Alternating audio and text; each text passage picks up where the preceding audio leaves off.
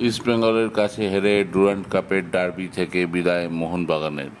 সেমিফাইনালে উঠে গেল ইস্টবেঙ্গল এবং সত্যি কথা বলতে সব বিভাগে বেটার ফুটবল খেলেই ইস্টবেঙ্গল কোয়ালিফাই করেছে ডুরান্ড কাপের শেষ চারে। ম্যাচ শেষে মোহনবাগান কোচ মলিনা মেনে নিয়েছেন তার দলের ফিটনেসের অভাব আছে, ছেলেদের বোঝাপড়ার অভাব আছে।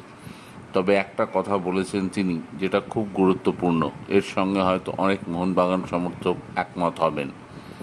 মলিনা জানিয়েছেন এখনও পর্যন্ত এই দল পেয়ে তিনি খুশি, কিন্তু একটা রিপ্লেসমেন্ট এখনও যথাযোগ্য হয়নি, সেটা হচ্ছে গ্রেগ স্টুয়ার্ট।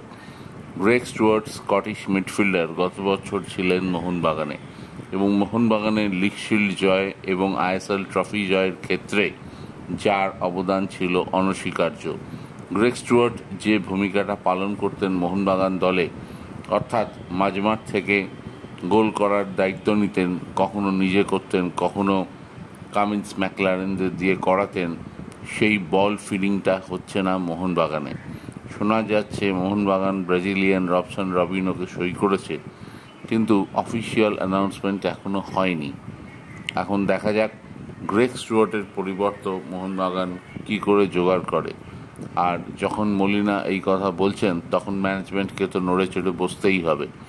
বহু মোহনবাগান সাপোর্টার সোশ্যাল মিডিয়ায় জানাচ্ছেন ম্যানেজমেন্টের গা ছাড়া ভাব, সব লক্ষ্য নাকি তাদের চ্যাম্পিয়ন্স লিগে।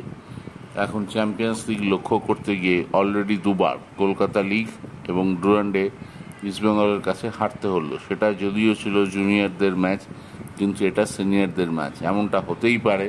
খবর ভালো লাগলে সাবস্ক্রাইব করবেন।